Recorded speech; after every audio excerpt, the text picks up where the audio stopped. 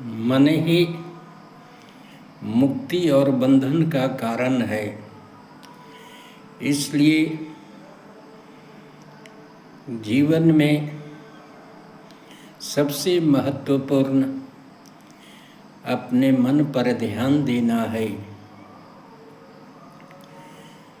क्योंकि मन यदि नियंत्रण में न हुआ तो संसार के सारे साधन, सारी सुख सुविधाएं उस नाव की तरह है जिसमें पतवार ही नहीं है और वह नाव को पानी में डुबा देती है। इसलिए साधना का मूल्य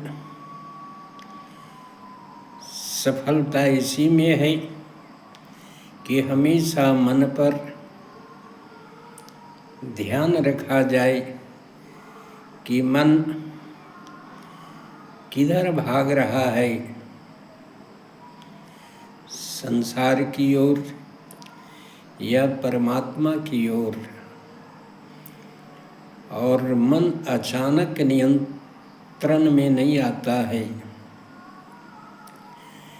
धीरे धीरे इसको नियंत्रण करने से, बार बार जैसे अभ्यास करने से,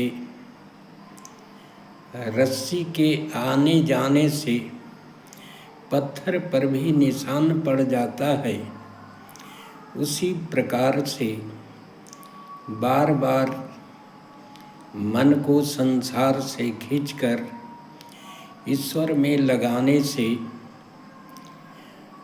वह इस ओर लगना शुरू हो जाता है। मन को आनंद चाहिए, संसार से अधिक आनंद यदि मन को ईश्वर में आने लगे तो मन इधर ही मुड़ जाता है।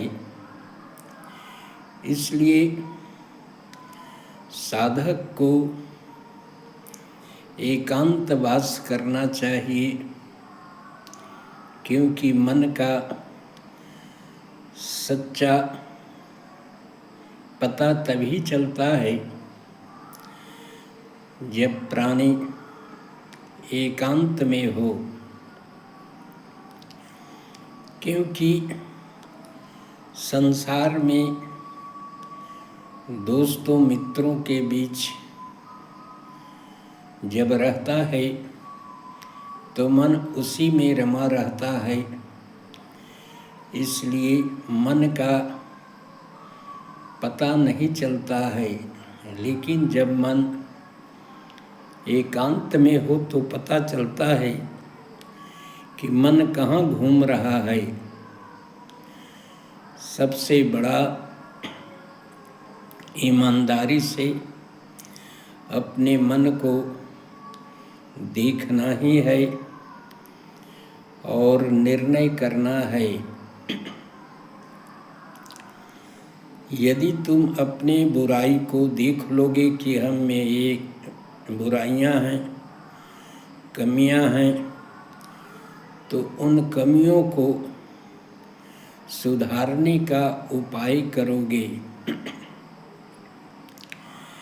यदि उन बुराइयों को तुम नहीं देख पाओगे,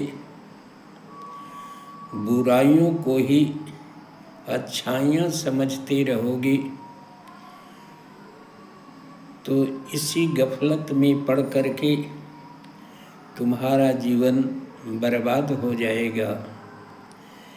इसलिए सुधरता वही है जो अपने बुराई को देख लेता है और उसको दूर करने का निरंतर प्रयास करता है।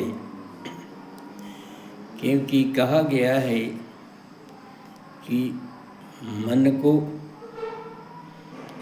जो समझ लिया, हो गया भजन। इसलिए मन ही मुक्ति दिलाता है और मन ही बंधन दिलाता है।